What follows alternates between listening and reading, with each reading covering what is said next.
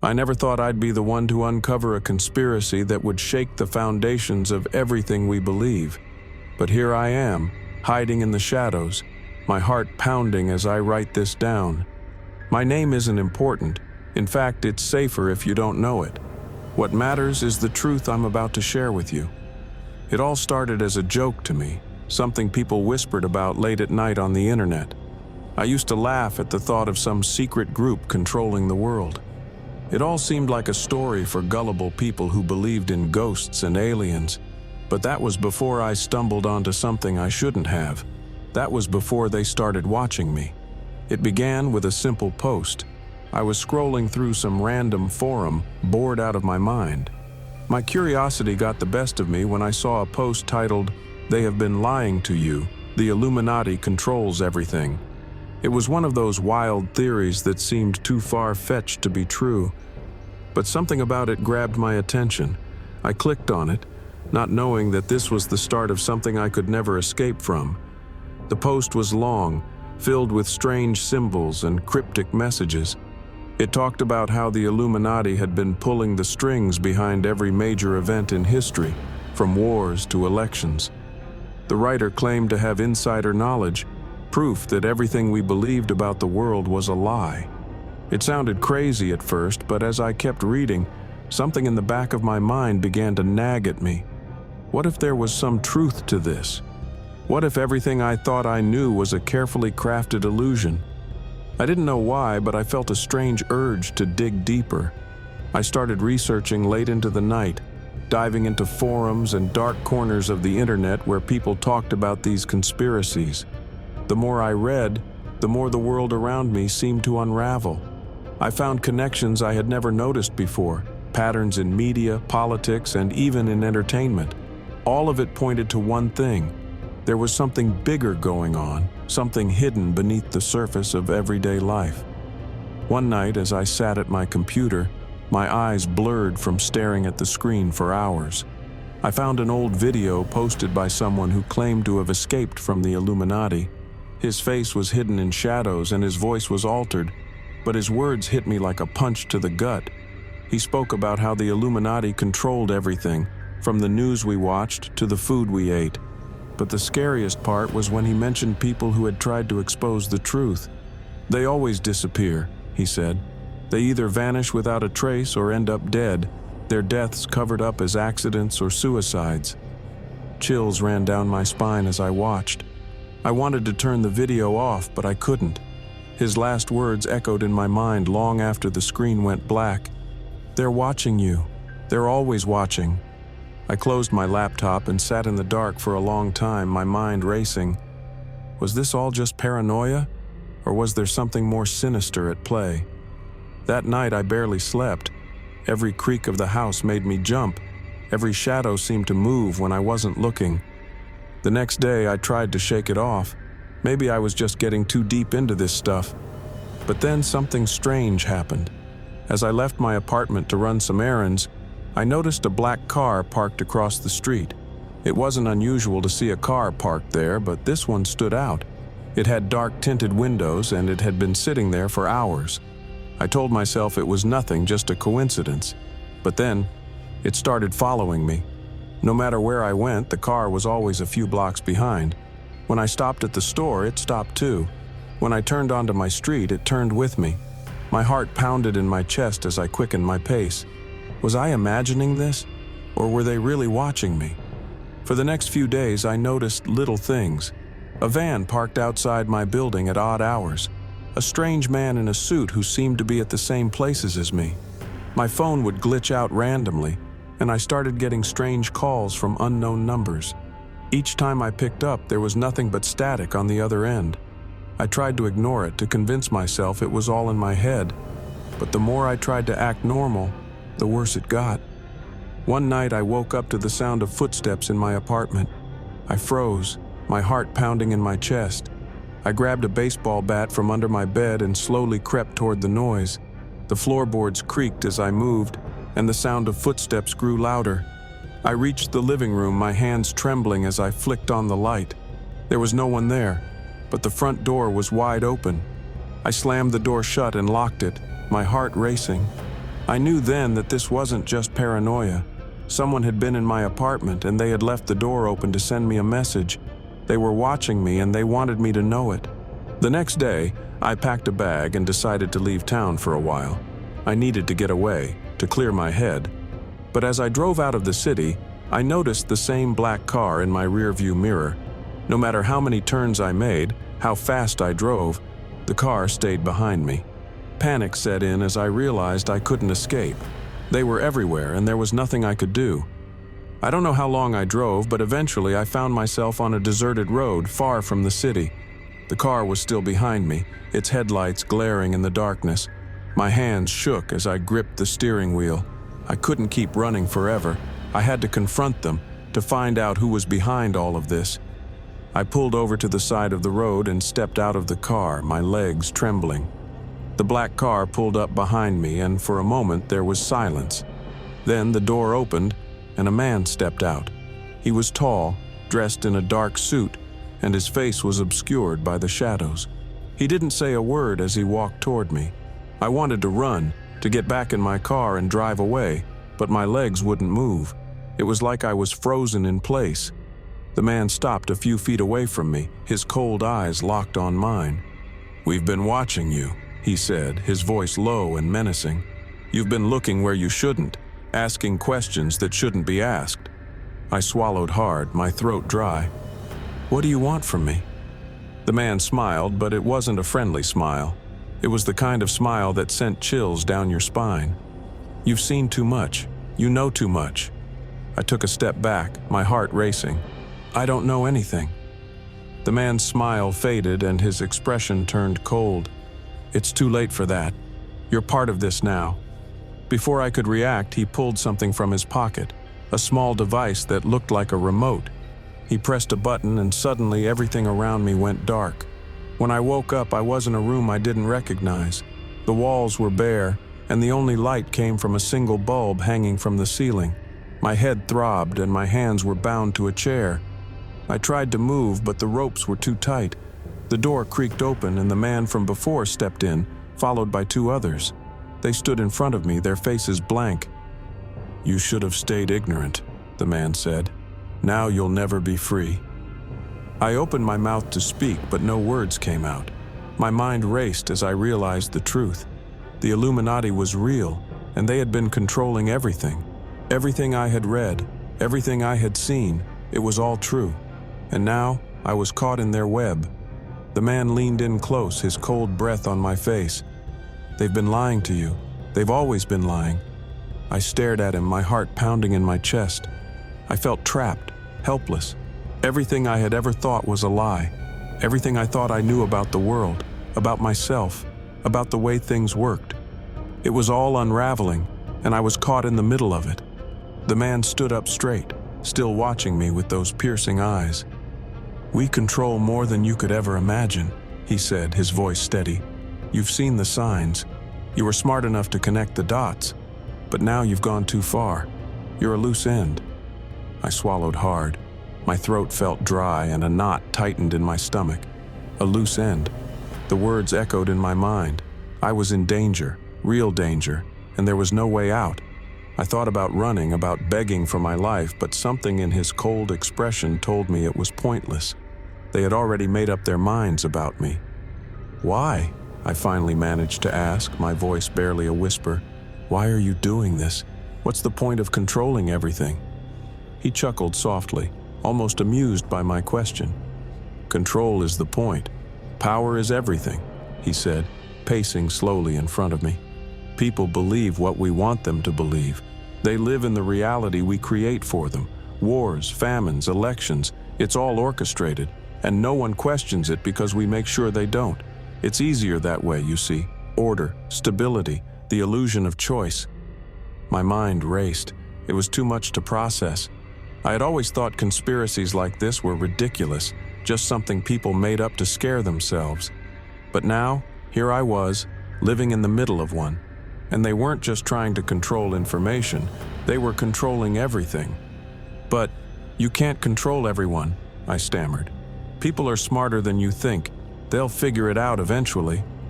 The man stopped pacing and looked at me. his expression unreadable. For a moment I thought I had said something to get through to him, but then he shook his head, a smirk playing on his lips. "We've been doing this for centuries. You'd be surprised how easy it is to control people when they think they're in control. We give them just enough freedom to feel like they have a say, but not enough to actually change anything." My stomach churned. It all made a horrible kind of sense. The endless distractions, the divisive politics, the constant fear-mongering in the news, it was all part of their plan. Keep people confused, keep them scared, and they'll never look too closely at who's really pulling the strings. I shook my head, trying to clear the fog of fear that clouded my mind. "So what now? You've got me. What are you going to do with me?" The man's smirk faded, replaced by a cold, serious expression. "You have two choices. You can cooperate, or we can make you disappear." Disappear. The word hit me like a punch to the gut. I had seen the stories. People who got too close to the truth. People who vanished without a trace. I never believed them before, but now, sitting here, I knew it was real. They could make me disappear and no one would ever know what happened. "What does cooperate mean?" I asked, my voice trembling. "You'll work for us," he said simply.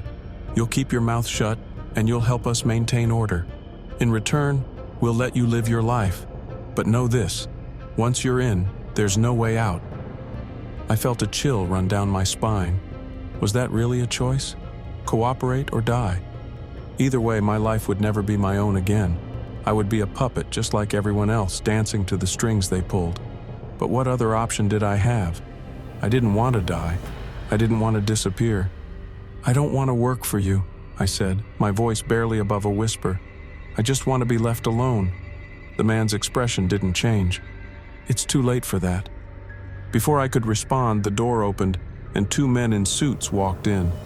They grabbed me by the arms and lifted me out of the chair. I struggled, but they were too strong. They dragged me out of the room and down a long, dimly lit hallway. "Where are you taking me?" I shouted, panic rising in my chest. They didn't answer. I was thrown into the back of a black van, the door slamming shut behind me. The darkness swallowed me whole as the van sped off into the night. I don't know how long we drove. It felt like hours. The whole time I sat in the back of the van, my mind racing with fear and confusion. Where were they taking me? What were they going to do? My hands were shaking, my heart pounding in my chest. Finally, the van stopped. The doors swung open and I was dragged out into the cool night air. We were in the middle of nowhere, surrounded by dense forest. The moon hung low in the sky, casting eerie shadows over the trees. The men in suits pulled me toward a large, isolated building that looked like some kind of abandoned warehouse. They brought me inside and led me down a set of stairs, deep underground.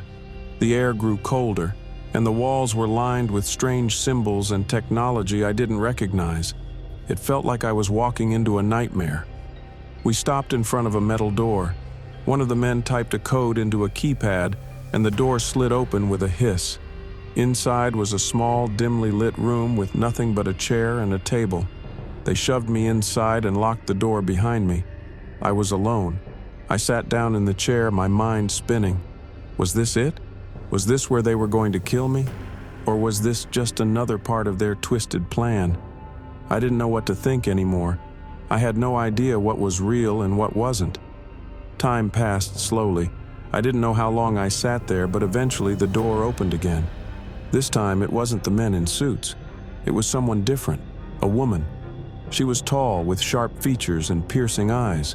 She wore a long black coat and her expression was cold and calculating. She sat down across from me, folding her hands neatly on the table. "You've caused quite a stir," she said, her voice calm but firm. "Most people don't get as far as you have." I stared at her, unsure of what to say. "Who are you?" "That's not important," she replied.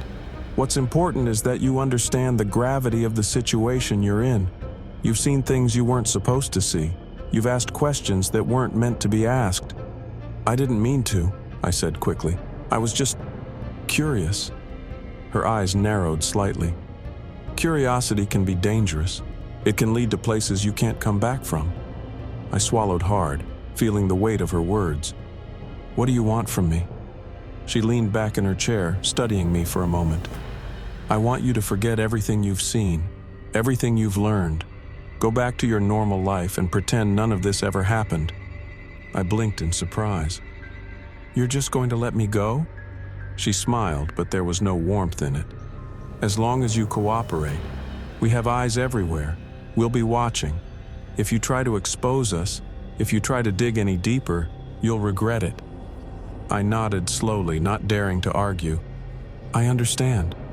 "Good," she said, standing up. "You're free to go. But remember, there's no such thing as freedom. Not really." With that, she turned and walked out, leaving me alone in the dimly lit room. A few minutes later, the door opened again and the men in suits came to escort me out. They drove me back to the city in the same black van, and I was dropped off near my apartment, as if nothing had ever happened. But everything had changed. I never looked at the world the same way again after that night. I kept my head down, went back to my normal routine, but I always felt them watching. Every time I turned on the news, every time I scrolled through social media, I saw the signs, the lies, the manipulation. They were everywhere, controlling everything, and there was nothing I could do about it. I had seen too much. I had gotten too close, and now I was just another pawn in their game. They had been lying to us all along. The days that followed were a blur of fear and paranoia. Every noise, every shadow, every unfamiliar face seemed like it was watching me. I couldn't shake the feeling that I was never alone, that someone was always lurking just out of sight. My apartment, once a place of comfort, had become a prison. Every corner felt like it was filled with hidden cameras recording my every move. I tried to convince myself that I was overreacting, that maybe it was just my mind playing tricks on me. But deep down, I knew better. They were watching. I was sure of it. I didn't know how they were doing it, but I could feel their presence like a weight on my shoulders. My phone rang, pulling me out of my thoughts. I hesitated before answering, half expecting it to be one of them. But when I looked at the screen, I saw it was just my friend, Mike. He had been calling me non-stop for days, wondering why I hadn't been around. I had ignored him until now, too afraid to involve anyone else, but I couldn't avoid him forever. "Hey," I said, trying to sound normal even though Dr. A.E. trembled. "Man, where have you been?" Mike's voice was full of concern. "You disappeared. I was starting to think something happened to you." I forced a laugh, hoping it would cover up my anxiety. "Yeah, sorry about that. I've just been dealing with some stuff." "Dealing with stuff? You sound like a ghost, man. What's going on?" I hesitated. Could I tell him? Could I trust him with the truth? But as much as I wanted to confide in him, I knew it was too dangerous. If I told Mike anything, they would come after him too. I couldn't do that to him. "Nothing serious," I lied. "Just work stuff. You know how it is." There was a long pause on the other end of the line, and I could tell Mike wasn't buying it. He knew me too well. "Look," he said slowly, "if something's wrong, you can tell me. I'm your friend, man. I've got your back." His words stung. I wanted so badly to believe him, to lean on him for support. But I couldn't, not with the stakes this high. "I appreciate it, Mike," I said quietly. "But I'm fine, really. I just need some time to figure things out." "All right," he replied, though I could hear the doubt in his voice. "But if you need anything, you know where to find me." We hung up, and I sat there for a while staring at my phone. The truth was, I didn't know where to go from here. I was trapped in a web of lies, and the more I struggled, the more tangled I became. I had seen too much, learned too much, and now they would never let me go. I thought about the woman in the black coat, the one who had told me I was free to leave as long as I cooperated. Her words echoed in my mind. There's no such thing as freedom. Not really. She was right. I might have been out in the world, but I wasn't free. I was under constant surveillance, a prisoner in plain sight. The thought made my skin crawl. How long could I live like this? How long before I made a mistake and they decided I was a threat again? That night I couldn't sleep. Every time I closed my eyes, I saw the faces of the people who had dragged me into that underground room, the cold eyes of the woman who seemed to know everything about me. I lay in bed, staring at the ceiling, my heart racing. At some point, I must have dozed off because I woke to the sound of a knock on my door. It was faint, almost as if someone didn't want to be heard. My heart leaped into my throat. Who would be knocking at this hour? I checked the time. It was 3 a.m. I crept out of bed and tiptoed to the door, peeking through the peephole. My stomach dropped. There, standing in the hallway, was Mike. His face was pale and his eyes darted around nervously. Why was he here? Did he know something?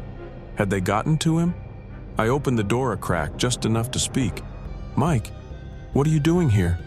He glanced over his shoulder, his voice barely above a whisper. "Can I come in? Please." Something about his tone set me on edge, but I couldn't leave him out there. I opened the door wider and stepped aside, letting him in. As soon as he was inside, he closed the door quickly and locked it, his hands shaking. "Mike, what's going on?" I asked, my voice tense with fear. He turned to face me, his eyes wide with panic. I think someone's following me." My heart sank. "What do you mean?" He ran a hand through his hair, pacing back and forth. "I don't know, man. Ever since I talked to you on the phone, weird things have been happening. People watching me, cars following me. I thought I was just being paranoid, but I don't think it's in my head anymore." A cold sweat broke out on my forehead. I had tried so hard to keep him out of this, and now it seemed like he was being dragged in anyway. Asterisk. They asterisk must have known we were friends. Maybe they thought he knew something. "Mike," I said slowly, "you need to leave. Now. You shouldn't have come here." He stopped pacing and looked at me, confused. "What? Why? I thought you could help me figure this out." "I can't," I said, my voice shaking. "I can't help you. You don't understand how deep this goes." His face twisted in frustration. "What are you talking about? What do you mean, how deep this goes? What have you gotten yourself into?" I opened my mouth to speak, but no words came out. How could I explain it to him? How could I make him understand that we were both in danger just by having this conversation? That the people watching us were far more powerful than he could ever imagine? Before I could respond, there was another knock at the door. This one was louder, more insistent. My blood turned to ice. "Who is that?" Mike whispered, his eyes wide with fear. I shook my head, backing away from the door. "I don't know." We stood there in tense silence, neither of us daring to move. The knocking continued, growing more frantic. Whoever was on the other side wasn't going to leave. Mike's hand moved toward the doorknob, but I grabbed his arm, shaking my head. "Don't open it." "But..." He started to protest, but I cut him off. "No, trust me, you don't want to open that door." The knocking suddenly stopped, and for a moment everything was eerily quiet. But then, without warning, the door burst open with a deafening crash. Mike and I stumbled back in shock as two men in black suits stormed into the apartment. "Get down!" one of them shouted, pulling a gun from his jacket. We hit the floor, our hearts pounding in our chests. The men moved quickly, searching the apartment, their movements precise and practiced. It was clear they knew exactly what they were looking for. One of the men grabbed Mike by the arm, yanking him to his feet. "Come with us," he ordered, his voice cold and emotionless. Mike struggled, fear etched across his face. "Let me go. What do you want from me?" The other man turned to me, his eyes narrowing. "You were warned," he said, his voice low and dangerous. "You should have listened." Panic surged through me as they dragged Mike toward the door. I couldn't let them take him. I couldn't let this happen. "Wait!" I shouted, scrambling to my feet. "He doesn't know anything. Leave him out of this." The man holding Mike stopped, glancing back at me. For a brief moment, I thought I had gotten through to him, that maybe they would let Mike go. But then he smiled, a cold, twisted smile that sent a shiver down my spine. "It's too late for that," he said. And just like that, they were gone, dragging Mike out into the night. The hours that followed were a blur of panic and confusion. I couldn't think straight. All I could see was the image of Mike being taken, his face pale with fear. It was all my fault. I had dragged him into this mess, and now they had him. What would they do to him? Would they hurt him, or worse? I tried calling him, but his phone went straight to voicemail. I considered going to the police, but I knew that would be useless. The people who had taken Mike weren't just any criminals. They were part of something much bigger, something far beyond the reach of law enforcement. If I went to the police, I would only be putting myself in more danger. I sat in the darkness of my apartment, my mind racing with guilt and fear. I had to find a way to get Mike back, but how? I didn't even know where they had taken him. And if I went after him, would they come for me next? My phone buzzed, pulling me out of my thoughts. I grabbed it, hoping against hope that it was Mike. But when I looked at the screen, my heart sank. It was a message from an unknown number. "If you want to save your friend, come alone. Don't tell anyone. You know where to find us." I stared at the message, my heart pounding in my chest. The words blurred as fear gripped me, but I knew what they meant. The Illuminati, or whoever these people were, wanted me to come to them, alone. For a long moment, I couldn't move. My brain was racing, trying to come up with a plan, but every thought led to the same conclusion. I had no choice. If I didn't go, they would hurt Mike, or worse. This was my fault, and it was up to me to fix it. I quickly gathered what little I needed, a jacket, my phone, and a small flashlight. I didn't even know if I'd make it out alive, but I couldn't let fear paralyze me. Mike was counting on me. I stepped outside into the chilly night air. The streets were empty, silent except for the distant hum of traffic. My mind was racing as I tried to figure out where to go. The message had said I'd know where to find them, but how? Then it hit me, the warehouse, the place they had taken me before, the place where it all began. My heart sank as I realized what that meant.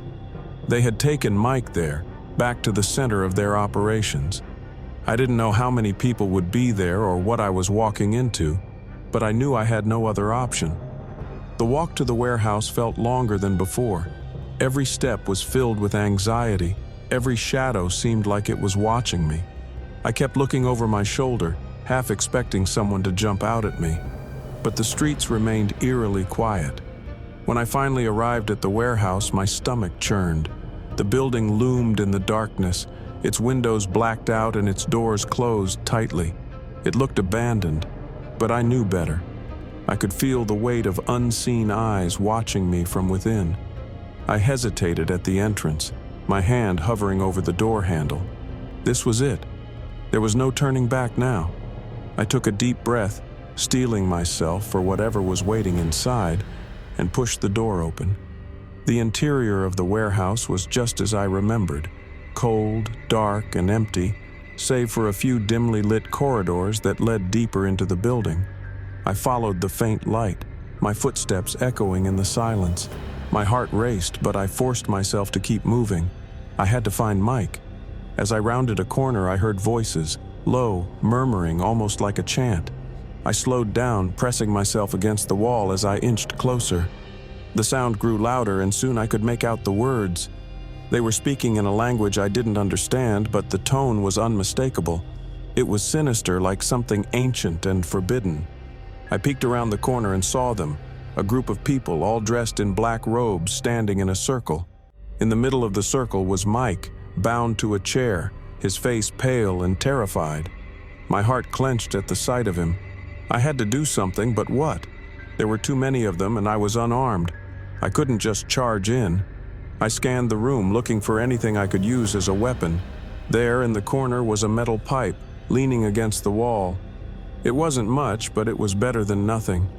I crept toward it, moving as quietly as I could. My heart was pounding so loudly in my ears that I was sure they could hear it. As I reached for the pipe, one of the robed figures stepped forward. His hood was pulled low over his face, but I recognized the cold, commanding voice. It was the woman who had interrogated me. "Welcome," she said, her voice dripping with malice. "We've been expecting you." I froze, my hand hovering just inches from the pipe. How had they known I was here? Had they been watching me the whole time? "Don't bother," she said, as if reading my thoughts. "You're not going to save him. He belongs to us now." "No!" I shouted, my voice trembling with anger and fear. "Let him go! He doesn't know anything!" She laughed, a cold, hollow sound that sent a chill down my spine. "Oh, but he does! You've made sure of that!" I gripped the pipe tightly, stepping out from the shadows. "I'm not going to let you hurt him." The woman's smile faded, her expression hardening. "You're in no position to make demands." The others in the circle turned to face me, their eyes glowing faintly in the dim light. They were watching me, waiting for my next move. I felt the weight of their gaze, but I couldn't back down now. "Come with us," the woman said, her voice soft but commanding. "Accept your place among us, and we'll let him go." I knew it was a lie. They weren't going to let Mike go. They weren't going to let either of us go. But what choice did I have? If I fought back, they would kill us both. I took a step forward, my heart pounding in my chest. "If I do what you want, will you let him go?" The woman smiled again, but this time it was different. There was something dark and twisted in her eyes, something that made my stomach churn. "You have my word," she said, her voice silky smooth. I didn't believe her, but I was out of options. Slowly, I dropped the pipe and raised my hands in surrender. The robed figures closed in around me, their hands cold and firm as they guided me into the center of the circle. Mike looked up at me, his eyes wide with fear. "Don't do this," he whispered. "They're lying to you." "I know," I whispered back, my throat tight with emotion. "But I have to try." The chanting began again, louder this time, and the air in the room grew heavy, almost suffocating. I could feel the darkness closing in around me, pressing against my skin like a physical weight. The woman stepped forward, her hand resting on my shoulder. "You've made the right choice," she said, her voice soft but firm. "You'll see. Everything will become clear soon." I wanted to believe her. I wanted to believe that there was some way out of this, that I could still save Mike. But deep down, I knew the truth. They had been lying to us all along. The next few hours were a blur of confusion and fear. I was led deeper into the warehouse, down twisting hallways that seemed to go on forever. The robed figures stayed close, their presence suffocating. I didn't know where they were taking me, but I didn't dare ask. Eventually, we came to a large, dimly lit room. In the center was an altar, and above it a symbol I had seen before: the eye, the triangle, the mark of the Illuminati. My stomach churned as I realized what was happening. This was a ritual, and I was the sacrifice. They had been planning this all along. The woman stepped forward, her cold eyes locking onto mine. "This is your destiny," she said, her voice low and almost hypnotic.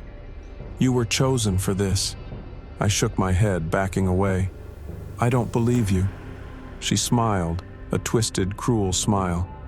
"It doesn't matter what you believe. The truth is the truth, whether you accept it or not." My mind raced as I tried to think of a way out, but before I could act, the robed figures grabbed me, forcing me toward the altar. I struggled, but it was no use.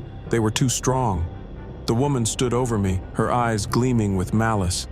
"Don't worry," she whispered. "It will all be over soon." I could feel my heart pounding in my chest as they forced me down onto the altar, binding my hands and feet. The chanting grew louder, filling the room with a terrible, inescapable sound. I closed my eyes, bracing myself for the end. But then, just as the chanting reached its peak, something changed. The air in the room shifted, growing colder, darker. The robed figures paused, their eyes widening in shock. And then, out of the shadows, came a figure I never expected to see. Mike. He had broken free, and he was holding the metal pipe I had dropped earlier. His face was filled with determination as he charged at the robed figures, swinging the pipe with all his strength. Chaos erupted as the robed figures scrambled to stop him. I could hear the woman shouting orders, her calm facade finally cracking. I struggled against my bindings, desperate to break free, and then, somehow, miraculously, the ropes loosened. I didn't waste any time. I jumped off the altar and ran to Mike's side, grabbing the pipe from his hands. Together, we fought our way through the robed figures, our adrenaline pumping as we swung the pipe at anyone who got too close. Finally, after what felt like an eternity, we broke free of the crowd and ran toward the door. But as we reached the exit, the woman's voice rang out behind us. "You can't escape the truth," she called, her voice filled with anger and desperation. "You'll never be free." I didn't look back. I couldn't. Mike and I burst through the door and into the night, the cold air hitting us like a shock. We ran as fast as we could, our feet pounding against the pavement, our hearts racing. The warehouse disappeared behind us, swallowed by the darkness. For the first time in what felt like forever, we were free. But as we ran, I couldn't shake the feeling that the woman's words were true. We might have escaped, but we would never truly be free, because the Illuminati controlled everything, and they had been lying to us all along.